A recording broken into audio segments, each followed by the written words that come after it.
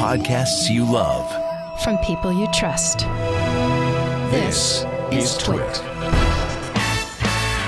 This is TWiT Events, episode 11, recorded Saturday, February 19th, 2022.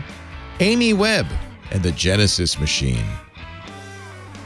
Our annual survey is almost done. We'd like to get your thoughts. We want your feedback. Go to twit.tv/survey22 to take it now before it closes at the end of the month. The survey helps us understand our audience so we can make your listening experience even better. It just shouldn't take more than a few minutes. Go to twit.tv/survey22 to take it, and thanks in advance. If you'd like to support the TWiT Podcast Network, you could join Club TWiT for $7 a month, ad-free versions of all of our shows. We also give you access to the Club TWiT Discord and shows like Stacy's Book Club, the Untitled Linux Show, This Week in Space, and a whole lot of special events. Plus, the TWiT Plus feed with material that doesn't appear in any other podcast. Club TWiT, $7 a month. Go to twit.tv/Club TWiT. And thanks for your support. Hey, everybody. Yes, it's time for triangulation. We haven't done a triangulation in a while, but when you get a chance to talk to somebody like Amy Webb, you take it. Amy is one of my favorite guests. She's a regular on TWiT, of course, and has written a couple of really important and very interesting books. You can see them actually on the set. We've interviewed her for all of them, I believe. The Signals Are Talking, which was about being a futurist and how futurists work. The Big Nine, which is about the big 9 tech companies in the U.S. and in China. And she's got a brand new one that is really compelling. This just came out on Valentine's Day.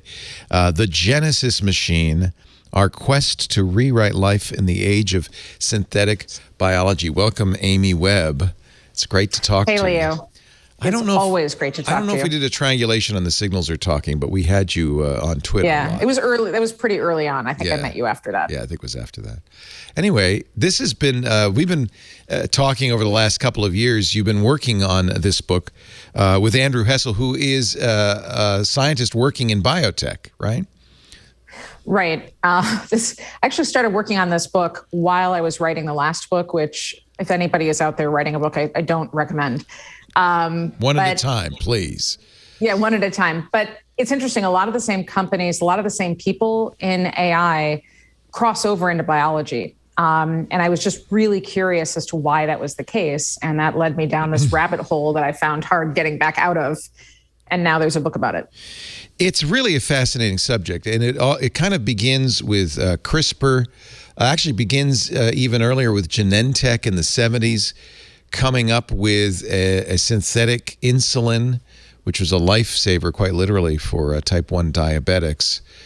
But genetic and synthetic biology is really something somewhat new, thanks to machine learning, the speed of our computers and things like that. It is a world we've talked about for years, but it's finally kind of started to happen, right? Yeah. So for those of you not familiar with this term, synthetic biology, much like AI, synthetic biology is just an umbrella term that encompasses many different biotechnologies. And the point of synthetic biology is to redesign or to design organisms to have new and improved purposes. And the way that you do that is by using genetic code instead of binary. So in the world of AI and the world of computers, we have ones and zeros. And in biology, there's ACTG. Those are the building blocks of life. And if we can get to the code level of life, then that gives us a lot of new opportunities, a lot of new ways to influence what the outcomes might be. And that means we could potentially make life at the molecular level adaptable to different environments, or to create new versions of life to have different purposes. So these techniques are going to give us more control over nature. It does at some point influence the future of how we as humans evolve. But in the nearer term, it's going to give us optionality to deal with climate change and some of the other existential threats we're managing. And you're, of course, a futurist. We've talked about that on our shows before. So you like to think about trends and think how companies can strategize. In this case, it's really not just companies, it's how we as humans strategize for a very different world. The first half of the book talks about the various technologies and what they are. The second half is fun. It's a projection into the future, what the future might look like if some of these technologies take over. What do you think what are the big technologies that are coming that we're going to see really change our world?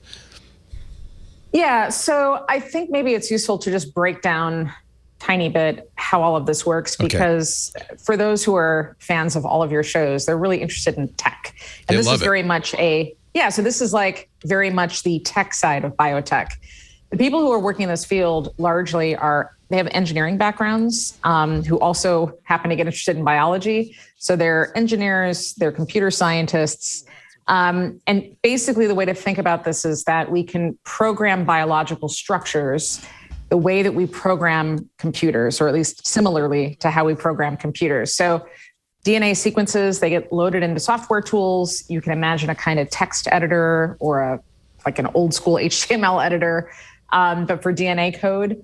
And if you know how to read and use the code, you just make edits. And then once that code has been written to, satisfaction, then a new DNA molecule gets printed from scratch on something akin to a DNA printer. That part of the process, by the way, is called synthesis.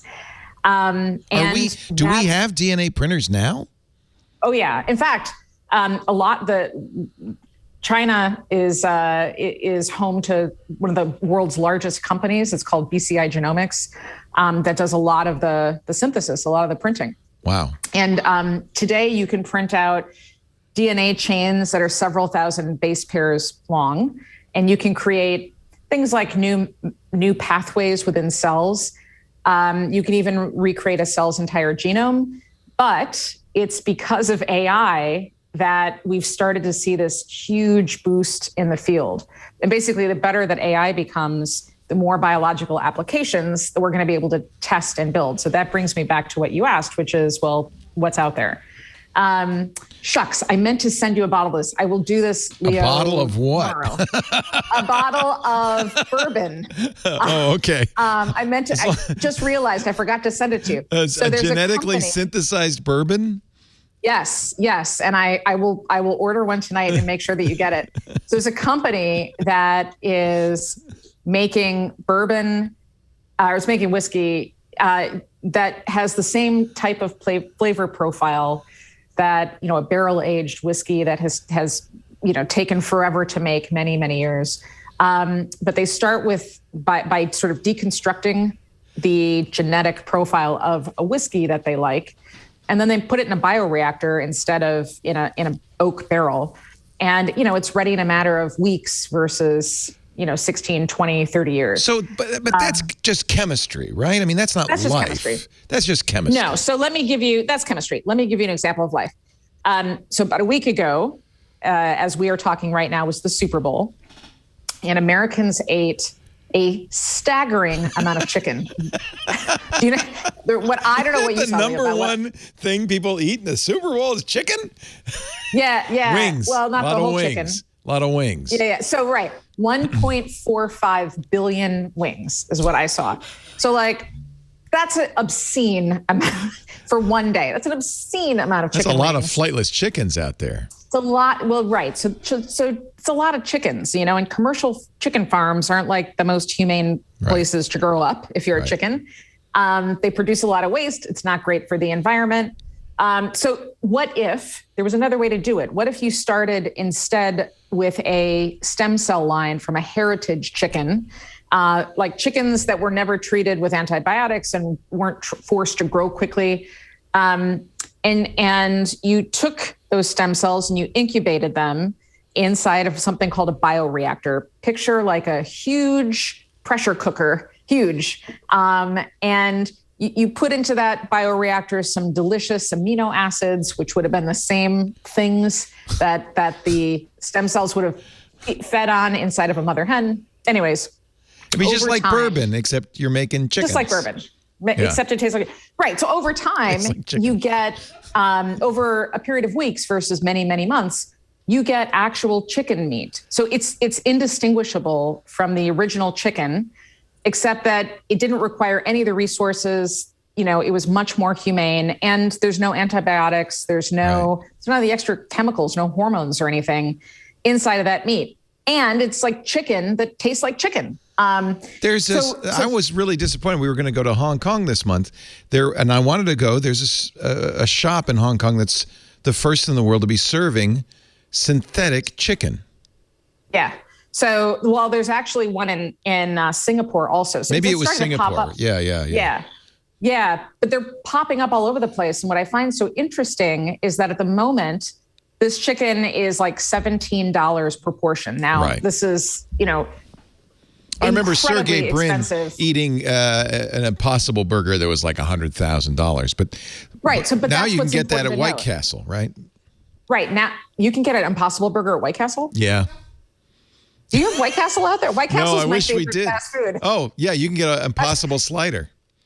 I did not know that. That's a very obscure reference. I don't eat a lot of meat, but I love White Castle. Well, you don't have to. You can now have a slider that has no meat. There wasn't much meat in sliders to begin with. No, not to start with. But, okay.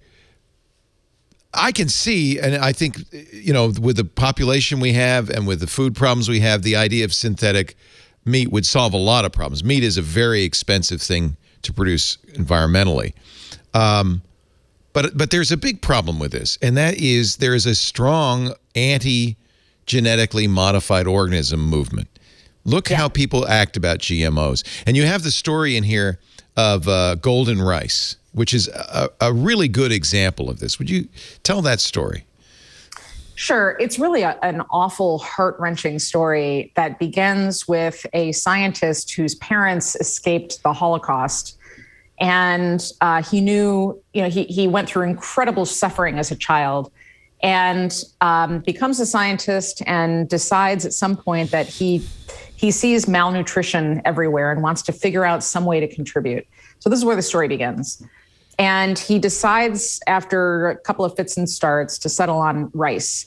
This is in part because more people eat rice on this planet than just about anything else. And because at the end of his life, Confucius became a foodie, which is like the weirdest thing.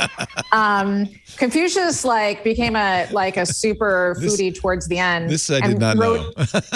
And wrote in his memoirs effectively that the freshest vegetables, the broccoli, the green of the broccoli looks best set against the absolute white of rice. And so basically what this led to was a boom temporarily and everybody taking all the hull and all the other nutritious parts of the rice off of the rice to just leave behind the starchy interior.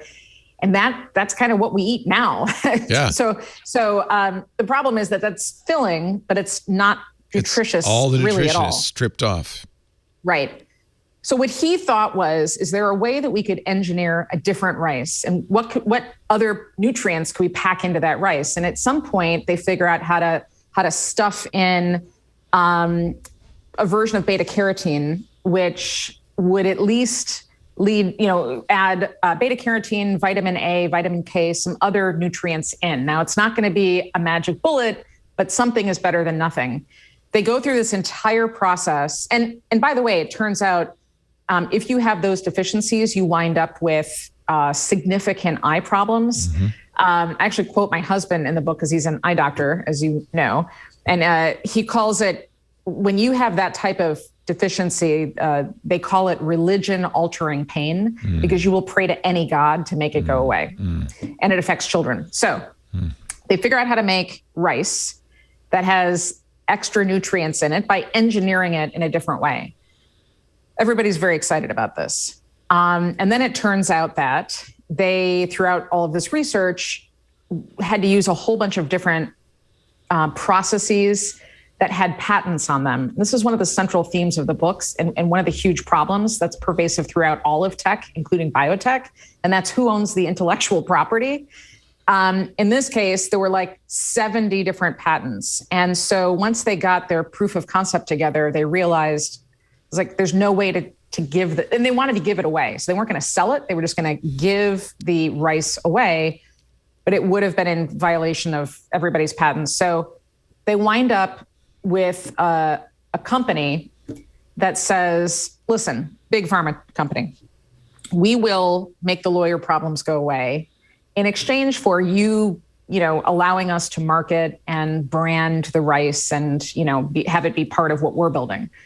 That reluctantly, they say yes, which was probably a big mistake. They should have just been patient and tried to find another alternative. But this is what set Greenpeace and other activist groups off, because what they thought would happen would be that initially these farmers would get the rice, they would farm the rice, and then they would become dependent on the big pharma and the big ag companies. That's not what was likely to happen, but these stories and this misinformation, it circles around quickly. And at the end, they finally had a crop that was being piloted, it was being tested, and a bunch of people showed up on the day that they were going to harvest it for a protest. They stomped down and killed the whole crop. And it turns out it wasn't local farmers in the Philippines where this was happening. It was protesters who had been hired and flown in. I completely understand people's concerns when it comes to genetically modified organisms. I partially blame terrible information campaigns around the bovine encephalitis, mad cow disease thing that was happening, whatever that was, 20 years ago, and the way that Dolly the sheep was handled. So I understand that people are absolutely concerned, and there have been problems in the agricultural sector. But, the truth is that most things we consume today or that we are wearing today have been modified to some degree. So we have to make room for change. And the problem is that, misinformation is just escalating and moving so fast at this point that, I worry about what the future might look like as a result. It's very much like AI. When you say AI, people have that same reaction because of many science fiction films. When you say genetically modified, people have the same reaction.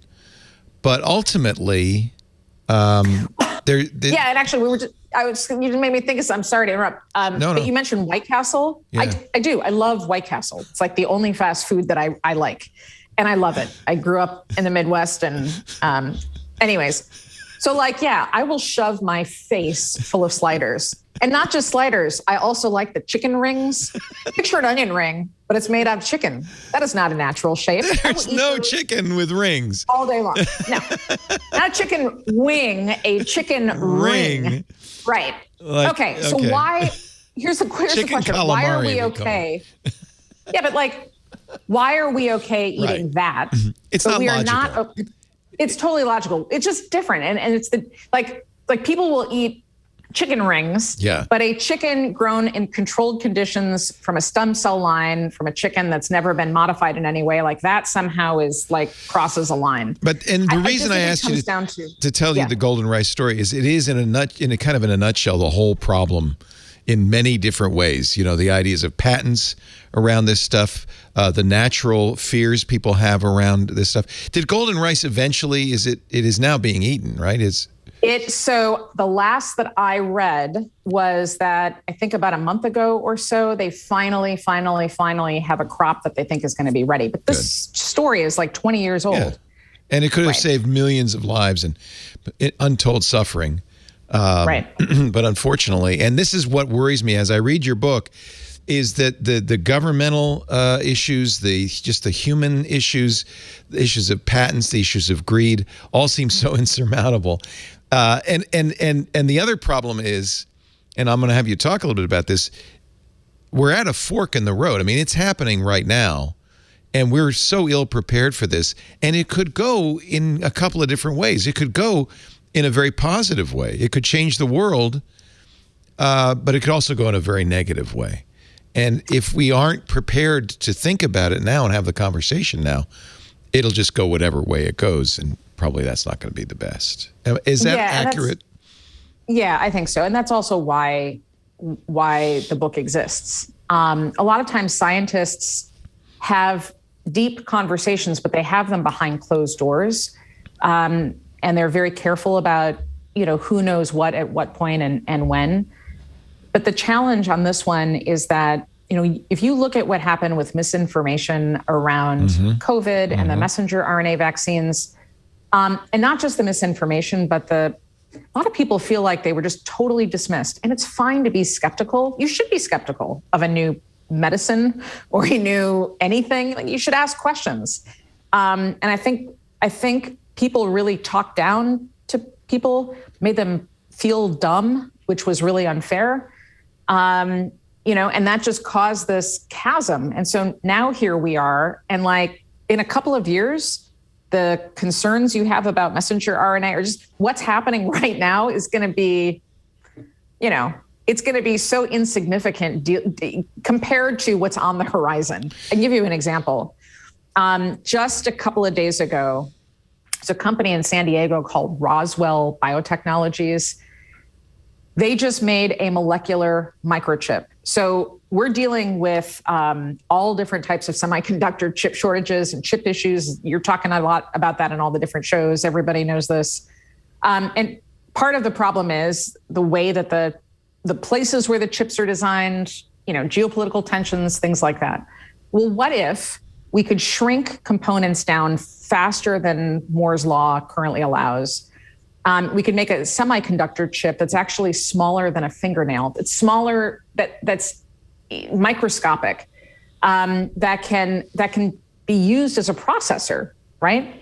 I mean, that is pretty extraordinary. There are microchips in basically every device that we interact with, our cell phones, our computers, our smart devices, like everything. So what if there was a very different way to approach microchips, semiconductors, that changes the relationship that individual countries have with the suppliers at the moment, which are in Taiwan, and Taiwan is sort of embroiled with geopolitical issues with China.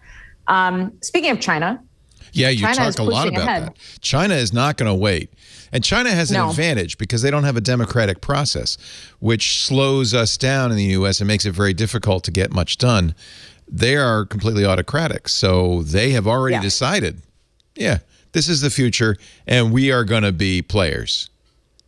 Right. And I want to draw a distinction here because there's the CCP, the Chinese Communist Party, which is the government. Yeah. Right. And then there's the technologists and the researchers and the scientists who are, I think, overwhelmingly not trying to destroy anything or do bad stuff. But they all work for the CCP ultimately. So they sure do. They do. And, it's no secret that China has been out west and forcibly collected without informed consent, DNA from the ethnic minority population, the Uyghurs, and built a national database. Like, unless you're developing specific therapeutics for a tiny fraction of your population, which doesn't make any sense, then what else would you be collecting those data samples for, right? There's a very, very different attitude there toward stem cells and embryos and what's called genetic surgery. So this is going into the embryo and performing edits before it's implanted, or doing the type of editing that is called germline editing, which means that whatever the edits are heritable. They get passed down from generation to generation. We already saw that happen. A Chinese scientist did it. That's right. And by the way, was disappeared. So was that the Chinese government just responding to pressure from the world community, or was that, It's highly, highly unlikely, given the scope of that study, that this was like a rogue scientist who was just trying to get fame. That's what they said it was, but right. I will say this experiment supposedly was done to protect future generations, to make them HIV resistant. Right. There's a reason for this. Even in the year 2022, when we have modern medicines and this is now a manageable disease, the stigma in China is unlike anything we've seen in the United States since we first heard about HIV/AIDS.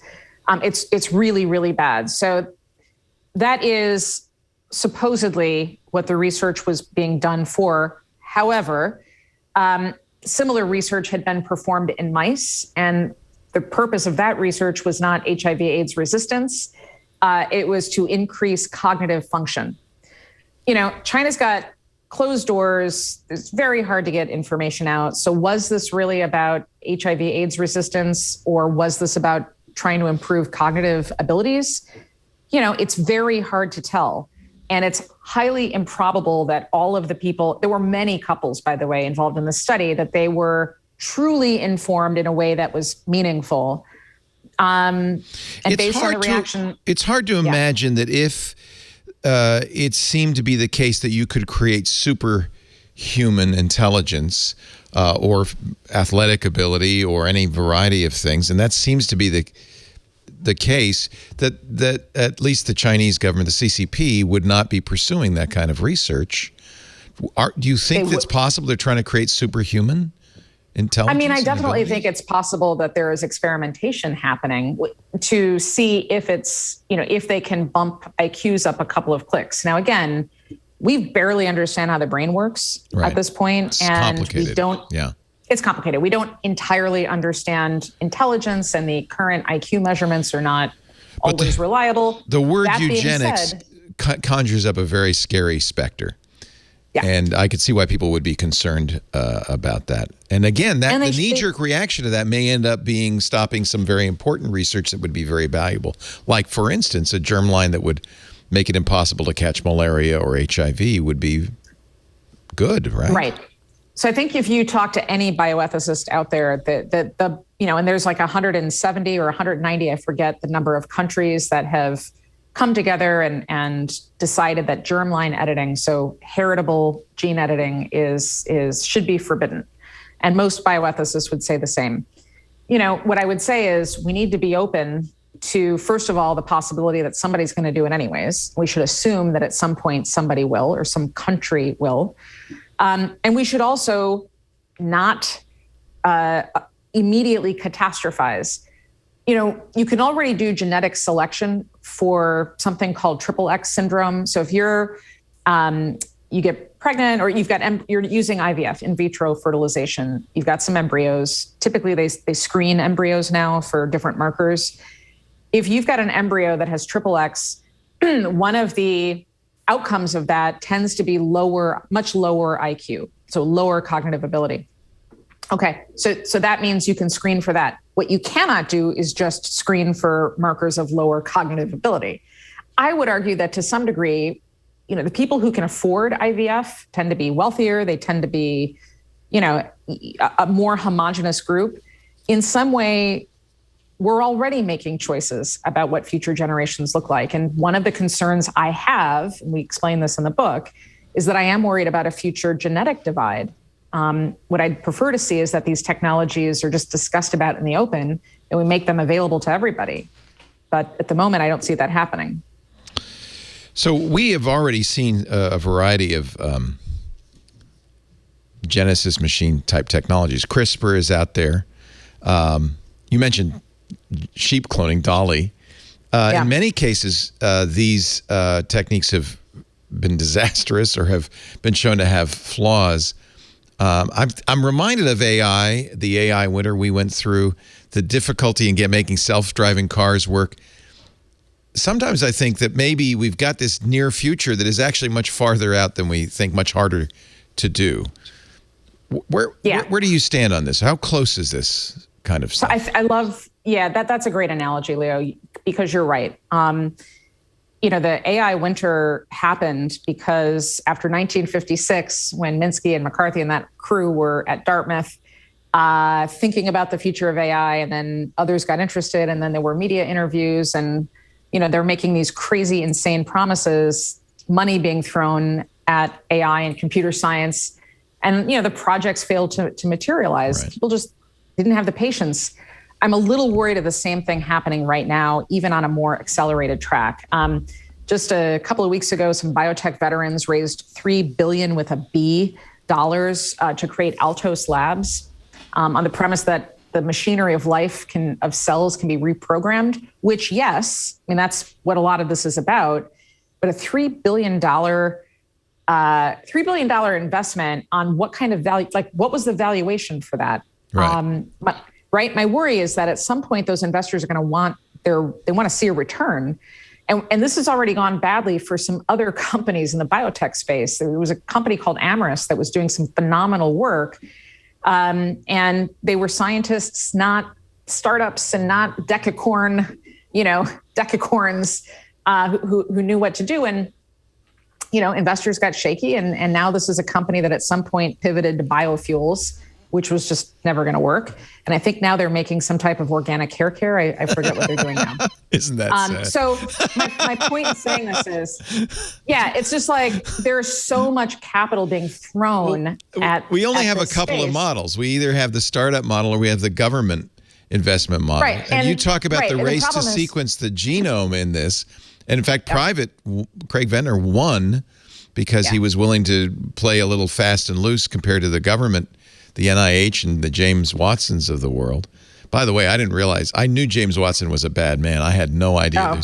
You have a quote in this book that is reprehensible. The guy, Watson and Crick, of course, discovered DNA after stealing the work of Rosalind Franklin. I'm sorry, I went down a rat hole. Okay. But boy, when I read that passage, I went, oh my God, this guy was worse than I ever it's really even imagined. Speaking of eugenics, he wanted to make only pretty girls, Only pretty girls. He didn't like people who were heavier. He had a long list. And this is recently. This isn't like in the 30s. This is like 20 years ago he's talking about this stuff. So Watson was kind of a do bad we need dude. a new model to get back to the original question? Both the government moves too slowly. Private industry maybe has the wrong priorities, with mostly profit.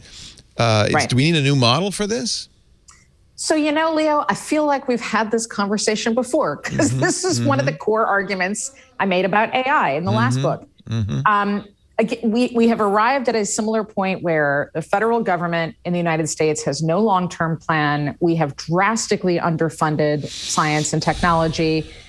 We got nobody helming long-term decisions. And so therefore the private sector has kind of been responsible for basic research in areas that are really challenging. China doesn't have that problem. So both artificial intelligence and synthetic biology are part of the CCP's what are called 5-year plans. And they produce these 5-year plans, every couple of years, and they execute on them. And they've got sovereign wealth fund money that's dedicated to making sure this gets built out. And they've got this coordinated, very top-down approach. Now, you could argue that that's going to stifle innovation, and it might. But what's going to happen here in the US? I am very concerned that 10 years from now, the arguments we're having today about big tech are going to become arguments about big bio.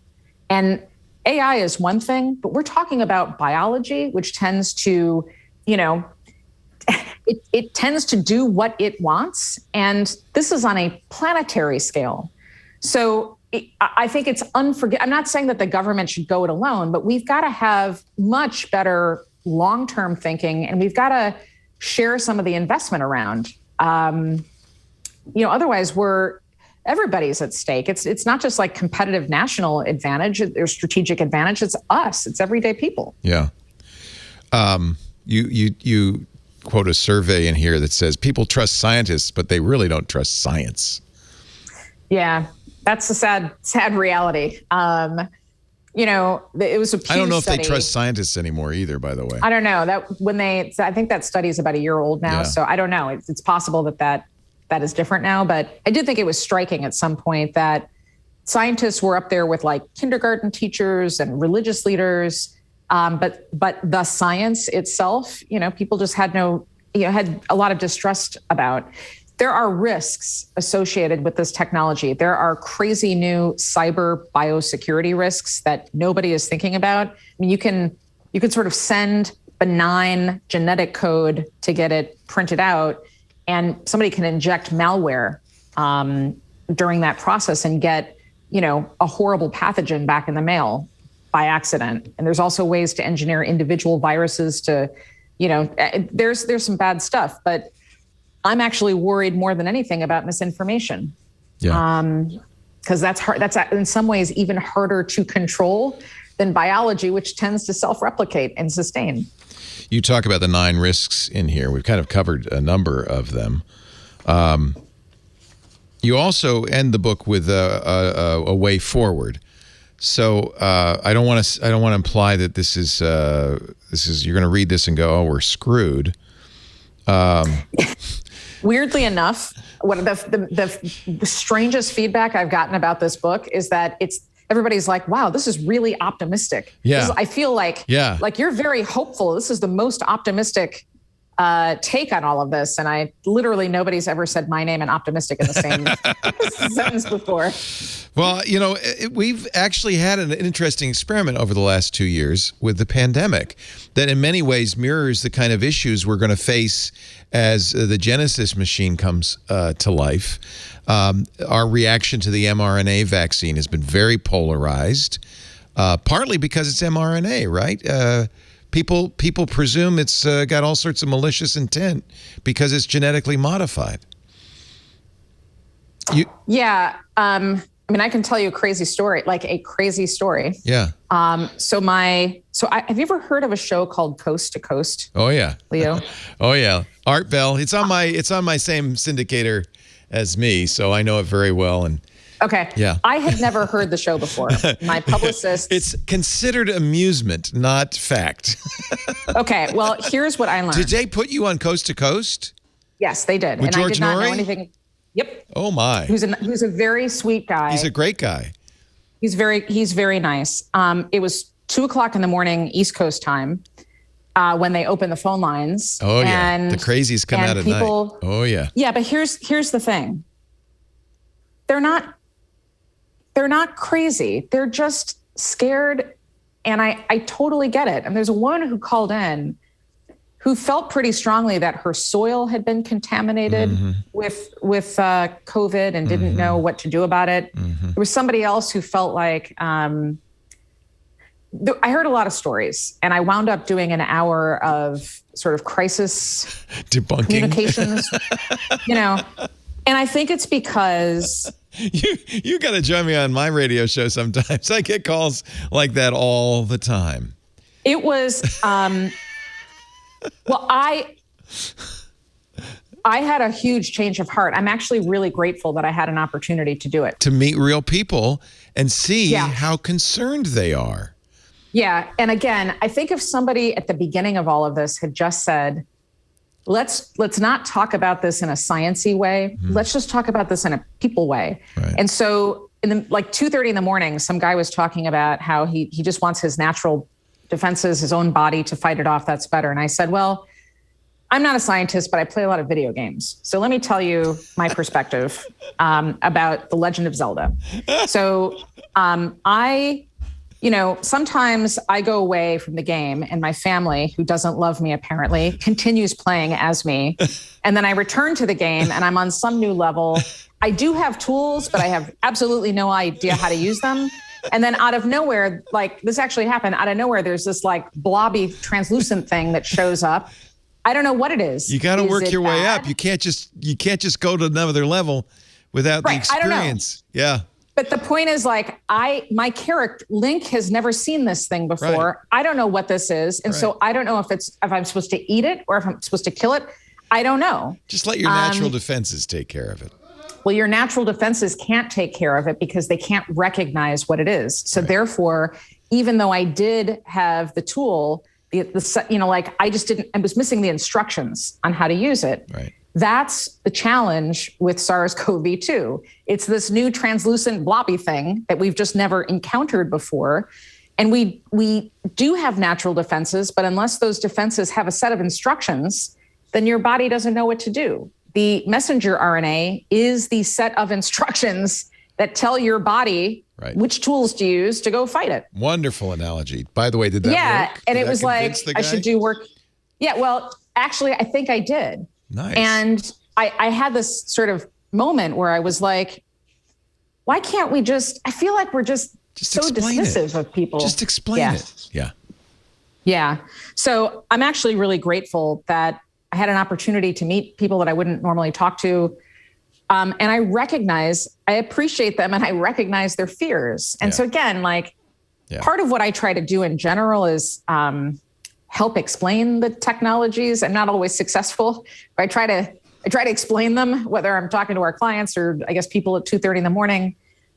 This synthetic biology stuff is going to give us serious optionality. And I frankly think if we really, really want to go to Mars or live off planet, we're going to have to engineer ourselves to do that. And I think it's possible, but we're also going to have to open up our minds to other possibilities of what it means to procreate. I hope in the future we have a ton of sex, but we don't only have sex to have babies. I hope we have other ways to do it using advanced techniques in biotech and IVF. I hope we bring a lot of our farming indoors where we can control the circumstances more. And yeah, that's going to have to mean that we edit some stuff. We genetically modify things, but it's not necessarily bad. It's just different, right? And genetic modification is not new. Since Gregor Mendel figured out that he could change beans in his monastery garden, we've been able to do genetic modification for years. And I think you're going to find people who say, those heritage chickens are much better than the modern giant-breasted chickens made in manufacturing facilities. That's right. And I actually don't disagree with them. So I think that kind of thought that maybe it's a somewhat religious thought, we shouldn't mess with God's creation, is deeply felt by a lot of people. And a lot of people have nostalgia for the way things used to be. Well, I think the religion piece is really important. So this is something else that's very different in the United States than it is in other countries. We have deeply held religious beliefs here, and we aren't great at having conversations about where we are misaligned.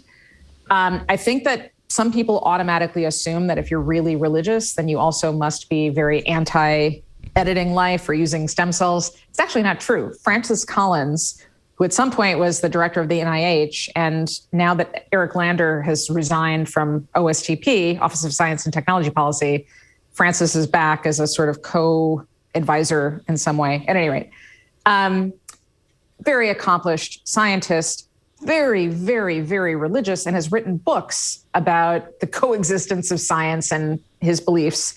He actually believed that the stem cells should be used.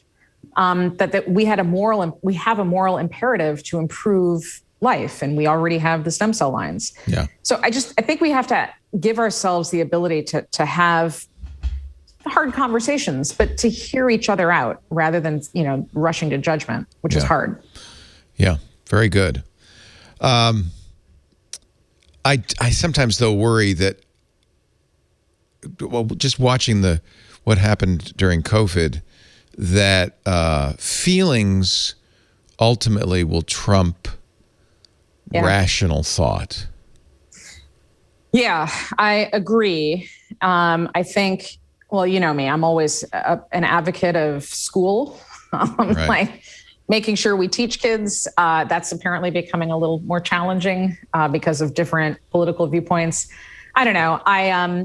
My feeling is if something's going to be politicized, it's going to be the Genesis machine.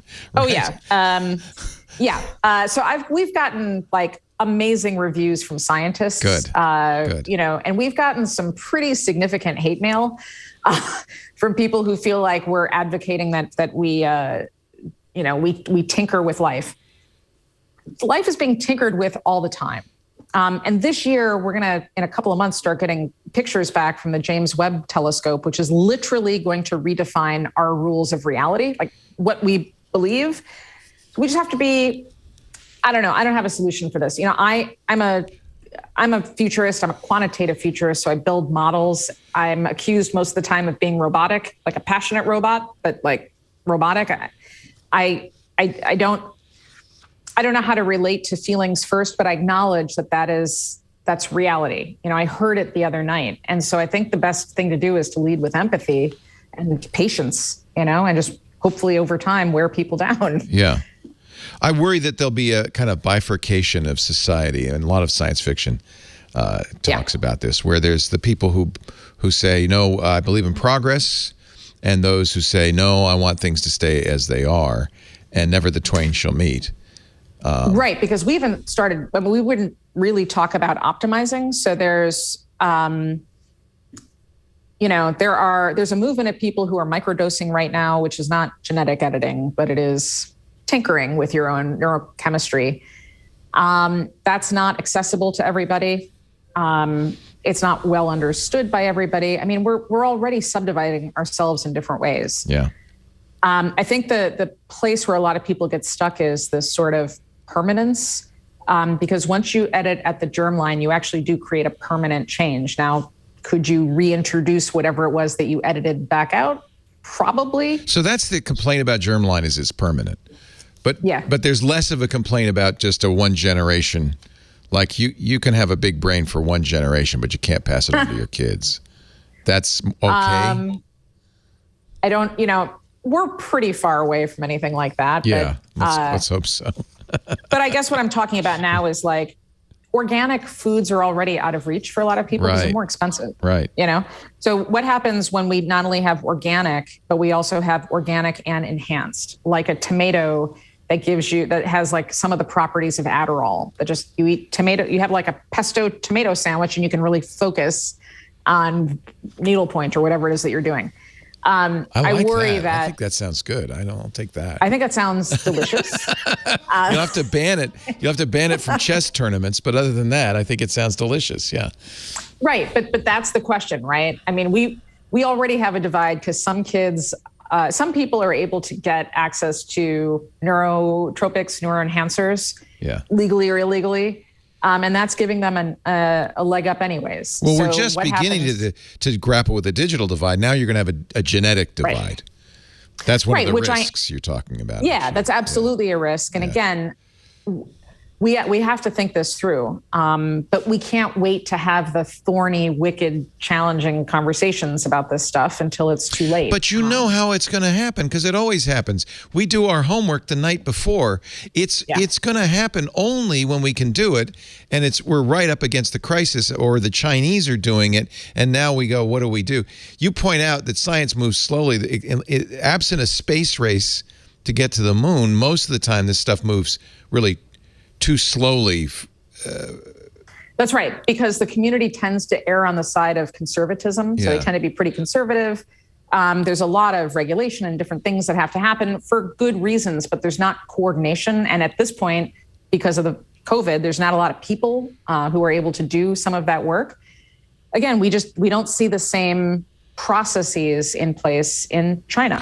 Let me ask you about something you mentioned in the book, which is something very timely, and that's gain of function research.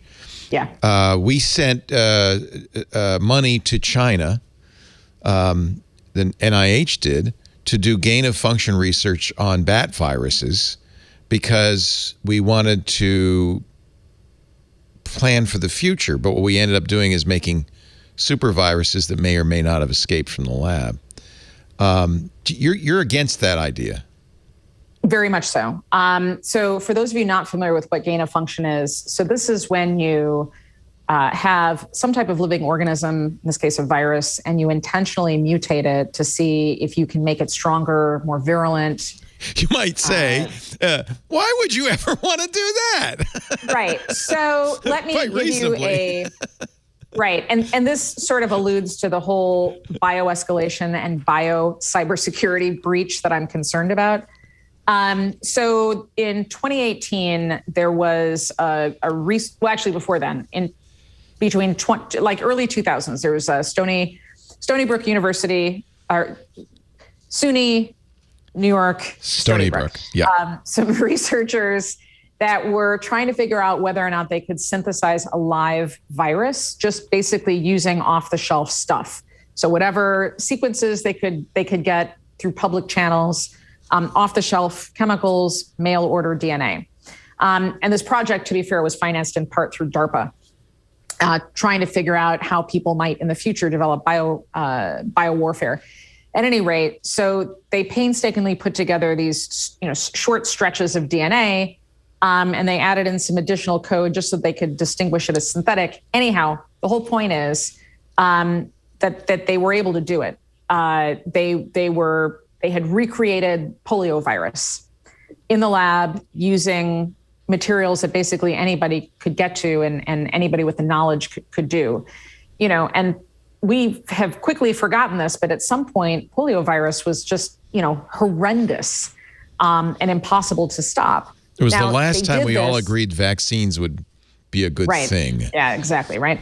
So they did this as a warning, and DARPA was trying to figure out how to prevent this. But that's prevention.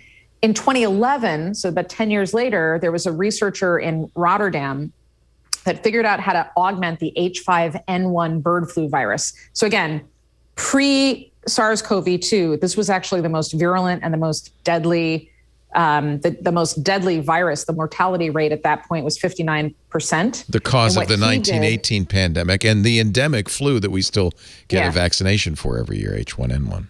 Yeah. Right. So this scientist, what he did was intentionally, and I'm going to use his words here, mutate the hell out of H5N1 in order to make it airborne.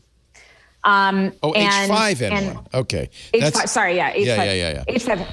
Anyhow, that's not the flu virus, just to be clear. That's no. That's a far. That's what is that? The bird flu? Yeah. But he made it airborne. Nice. And transmissible, not just between birds and humans, but humans to humans. Oh, smart fella. Right. So again, what could possibly go wrong?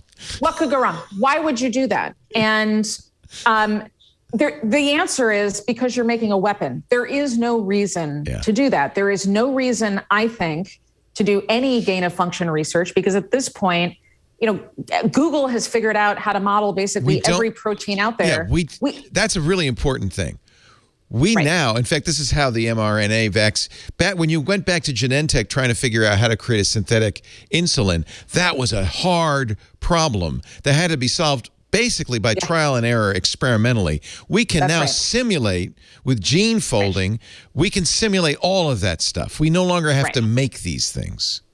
That's right. There is, from my point of view, it is inexcusable that there is no reason to do gain of function research. And even if, so again, like play it out. So fine, you figured out the most virulent strand of some virus. Awesome. What does that mean? So you're going to create some type of therapeutic or antidote or antiviral or something in the event that happens, assuming that mutation goes exactly the way that you think it's going to. There's like an infinite number of ways that things could mutate. So it doesn't make any sense. Yeah. So there you go. That's the so-called mad scientist problem, which we may also never solve. But we also have to acknowledge that that somebody, we can create these guardrails. Militaries, I could see both ours and theirs working on stuff like that. Bioweapons. Right. Terrifying. So, or even, look at what's happening right now with Ukraine. So most of what we're seeing is rhetoric coming from all these different sides. In fact, this morning, the separatists, there's like a faction within Ukraine that are separatists that are announcing to people that like war is imminent and they should pack up their things and get ready. So there's just this current escalation that is a lot at the moment about posturing, or I hope, maybe Putin has already waged a war. I don't know. But escalation is really dangerous. And the last two countries on earth that we want to engage in any kind of bio-escalation or bio-cyber escalation with are Russia and China. Yeah. We don't want that, and they don't want that with us. So we can figure out a way to create guardrails and make this be much more about collaboration rather than competition. The people you worry about are the people with nothing to lose. That's right. And it's one of the reasons we have to have a global economy and a global society, because we have to be involved. I don't really worry about China so much because they're tied so economically, so directly to our survival. I'm not sure Russia is starting to turn a little bit into a rogue state. Fortunately, terrorists, I think, correct me if I'm wrong, don't have the scientific technologies to do this kind of thing. We don't know. That's part of the issue, right? So I do have a concern that at some point there's some. I just want to I want to say that overwhelmingly, I think that what's on the horizon is positive. I really do. I'm turning you into the pessimist that I am. So go ahead. You stay optimistic. But I'm a pragmatist. Okay. I'm a pragmatist. Good. And so the worst thing for us to do is to ignore what's happening, to assume that, yes, probably nobody has anything to gain if China and the United States get embroiled in some kind of race to create superhumans. That would be terrible and there would be all kinds of problems with that, right? But what about other places where they have less to lose and much more to gain in, for example, creating some type of crop that might decimate, like kudzu, but worse, right? If you drive up and down the 95 corridor on the East Coast, there's kudzu the world's everywhere. Worst invasive species. Right, and maybe... Death by 1,000 kudzu plants. Yeah, that's right. There's a great chapter which you say your co-author Andrew Hessel wrote about Elon Musk. There's another example that we hadn't really thought about, but we now have some very, very, very wealthy individuals who might have their own agenda, who might have the means to pursue things like this that are in their interest, but not necessarily in society's, or maybe they're microdosing enough that they believe it's in society's interest to live underground on Mars. Maybe they think that. Yeah. That is so right. So that's actually a greater concern that I have than somebody going rogue. The concern that I've got is that, if you take ransomware out to the next several different steps, what if somebody holds your genetic information for ransom? What if somebody breaches your personal DNA store, your personal genetic code? It's like stuff like that. What if there's malware injected? Because there was already an example of this where malware got injected into a sample that left benign and sort of came back in the mail. It was intentional. Right. They wanted to see if there was a vulnerability. So, but here's the thing: you could do gain of function on malware as well as viruses. Well, you can use malware to turn benign genetic code into a pathogenic virus. And I talked to some friends at different parts of the government, military folks, Homeland Security folks, talked to lots of people.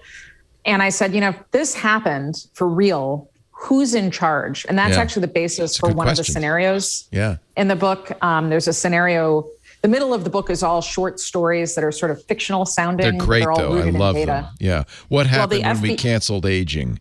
I mean, I love it.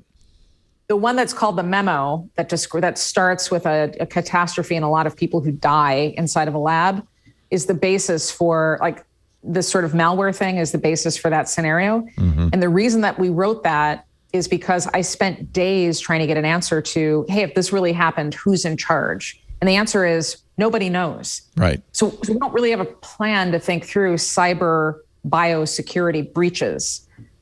Emergency assistance requested to combat novel cyber biological attack. Yeah. And who would be in charge? All right. You see, this is the problem with media. You got to watch out for this, Amy. We always want to take it down the scary path because that's more engaging. That's more interesting. So I'm going to give you a chance to cheer us all up. Give us the optimist's future. Yeah.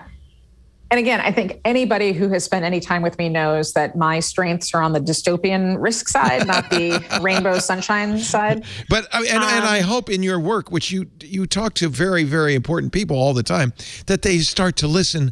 I hope they're listening to you about this stuff. I hope they're reading the Genesis Machine and starting to think about this stuff.